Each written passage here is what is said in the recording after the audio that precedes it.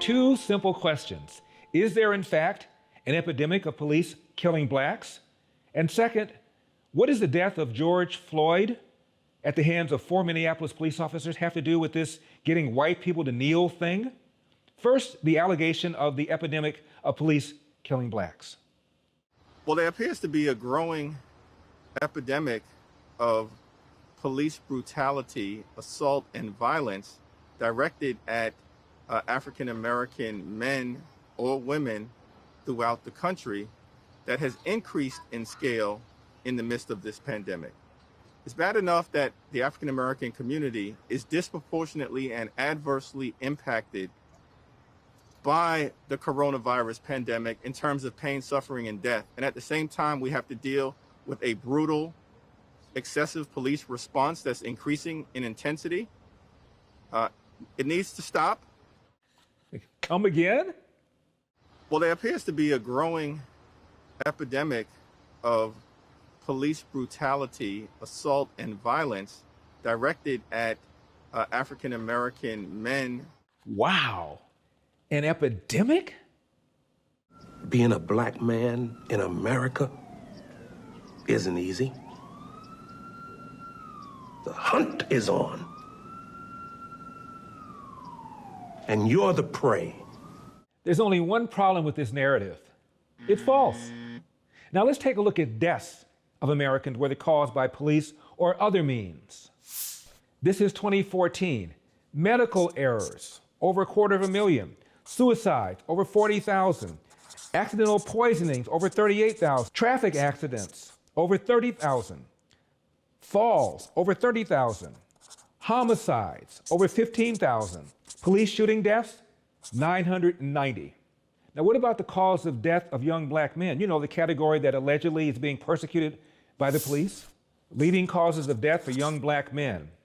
Number 1, accidental death. Number 2, suicide. Number 3, other homicides. Number 4, heart disease. Number 5, cancer. Number 6, police use of force. Now, you cannot have an intelligent discussion about police and race and blacks without having a fair and honest discussion about black and crime rates. More on that in just a second. Now, we never talk about how often the police themselves are assaulted. Some 50,000 acts of assault against the police occur every single year. Now think about this, 50 million or more interactions with the police and the public every single year, resulting in some 11 million or so arrests. 1,000 people out of that body of people are killed. If you're Brian Williams, I'll do the math for you. That's 0.002%. And there are ample studies that suggest the police are more hesitant, more reluctant to pull the trigger on a black suspect than on a white suspect. Police officers are trigger happy when it comes to confronting black suspects. And the data shows just the opposite. Officers are second guessing themselves when they're confronting black suspects. Recently in Chicago, there was a female police officer who was beaten to almost, to losing consciousness by a black suspect following a car stop for a stolen car. He had concrete that he was bashing her skull in with, and she said, "I didn't use my gun because I was so terrified about becoming the next viral video of an anti-black cop." Well, actually, the rate at which the police kill blacks is down 75% in the last 50, 60 years. From the Center on Juvenile and Criminal Justice, the rate of police killings of African Americans has fallen by 70% over the last 40, 50 years, but their risk remains much higher than that of whites, Latinos, and Asians, end of quote. Now, before we get to the 250 blacks that are killed by the police every year, let's take a deeper look at the number of times the police is assaulted by civilians every year. In 2014, the FBI collected data on officer assaults from about 2/3 of the nation's 17,000 law enforcement agencies. Even though the data was missing from 1/3 of law enforcement agencies, the data collected revealed that 48,315 assaults occurred against law enforcement officers in 2014, resulting in 13,654 officers receiving an injury requiring medical treatment. Of these assaults, 1,900 involved firearms, 951 involved a cutting instrument, like a knife, sword, axe. 6,803 assaults involved other dangerous weapons, like motor vehicles, clubs, metal pipes, shovels. This means that in 2014, cops were assaulted 9,704 times with deadly weapons, an average of 27 times per day. End of quote. Now, about the 250 blacks that are killed by the police every year, it is misleading to cite that without noting the crime rate. A young black man is 8 times more likely to be a victim of homicide than a young white man. This is why the police are there. An officer smashed on the head with a fire extinguisher, another blatantly run over. Images clearly difficult to watch as peaceful protests have turned violent. Some turning on NYPD officers with knives, guns recovered. The attacks on my police officers, your police officers, our police officers must stop. Now, about the 250 blacks that are killed by the police every year, it is deeply unfair, misleading, indeed propaganda, not to mention the crime rate. A young black male is 8 times more likely to be a victim of a crime compared to a young white man. In fact, blacks have far more to fear from other blacks than they do from the cops. It isn't even close. We know that if a white person encounters a black person, there's a 1 in 76,000 chance that he is going to be murdered by him. If a black person encounters a white person, there's a 1 in 843,000 chance that he's going to be murdered by him. But what are the numbers if you are black and encounter another black person? So for that, we'll take the 39,445,495 black people in the country and divide it by the 2,600 black people they murdered in 2018. Okay? If you are black and you run into another black person, you have a 1 in 15,000 chance that he is going to kill you, okay? So just think about that for a second. If you're white, if you run into a white person, you have a 1 in nearly a million chance that he's going to kill you. However, if you run into a fellow black person, it is only 1 in 15,000. You got to stop blaming white people. I'm sorry. So now if you take the 843,067 and divide it by the 15,171, you will see that you, as a black person, are 55 times more likely to be shot by another black person than you are by a white person.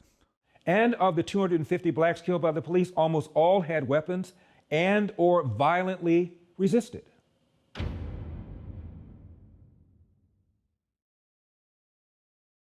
Now, an Oklahoma police official was accused of racism for talking about these stats. A high-ranking Tulsa police officer says systemic racism in policing, quote, just doesn't exist, and described protests over the police killing of George Floyd in Minnesota as, quote, insane and over the top. Major Travis Yates of TPD made the remarks in a conversation with talk radio host Pat Campbell posted on Monday. He also alleged, with no evidence, that protests are being financed and encouraged by activists and the news media. Yates also suggested that, according to criminal justice research, law enforcement in America should be shooting black Americans more often. If a certain group is committing more crimes, more violent crimes, then that number's going to be higher. Well, who in the world in their right mind would think that our shootings should be right along the U.S. Census line?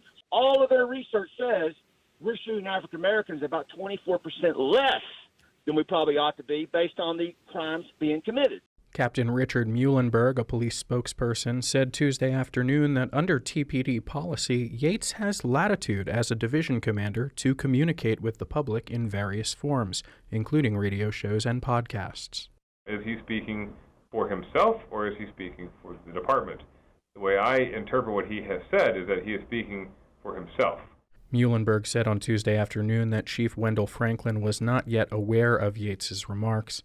Yates has drawn criticism in the past. In 2016, he published essays saying that police were, quote, at war, and that citizens who don't obey police officers should be prepared to die. In 2018, he said disproportionate levels of policing in Tulsa's black community could be a result of, quote, fatherless homes. Now, what he was saying is, yes, blacks are 2.5 times more likely to be killed by the police than whites. He's also saying that given the much higher crime rate in the black community, one would have thought that that number would have been higher. That's all he was saying. Now, let's get to the issue of white people kneeling. What's that all about? Excuse me. Hey, excuse me. I work for Black Lives Matter. Sure. I'm sorry. I work for Black Lives Matter. I'm sorry that I scared you. That's okay. But since I work for that company, my CEO has told me to come out today and to bring you on your knees because you have white privilege. So if they see that a white person is getting on their knees, that shows solidarity for the situation. And could you just please apologize for your white privilege? Just apologize. I am. I'm trying to think of the right words to say because that's a big thing to say. It's big. That comes from. It's large in this country. I'm incredibly sorry that. You know, with this country, we have that President Donald Duck, that clown in office. You know, he's brought a lot of bigotry, and you're not a part of it, right? No, God, jeez. No. And so, you know, Thank you for letting me have a moment with our project. Okay, you have a great day. Now I understand that that one was a prank. Let's hope so. This next one, though, is not. White people today are responsible for slavery and for Jim Crow. Are you kidding me? Do Black Lives matter to you? Do Black Lives matter to you? Do Black Lives matter? All right, Karen? White piece of little. Oh, yeah? You want to go, Karen? No! No! Until Black Lives matter! Until Black Lives matter, no life matters! Black, white, yellow. That is not our fight. Until Black lives mean something to this country. No. No.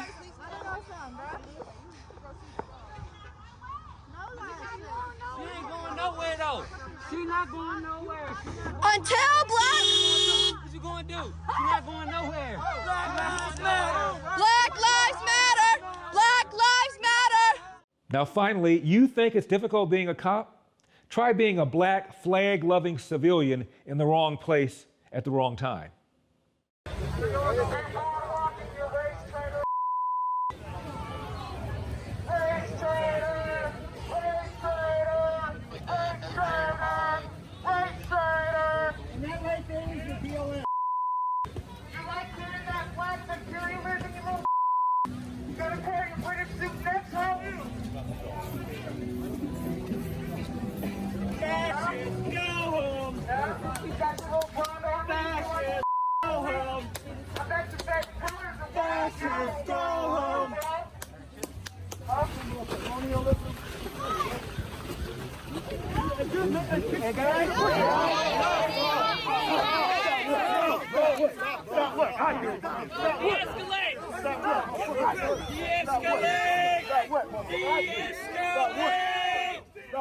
De-escalate! Get that flag out of here, bro.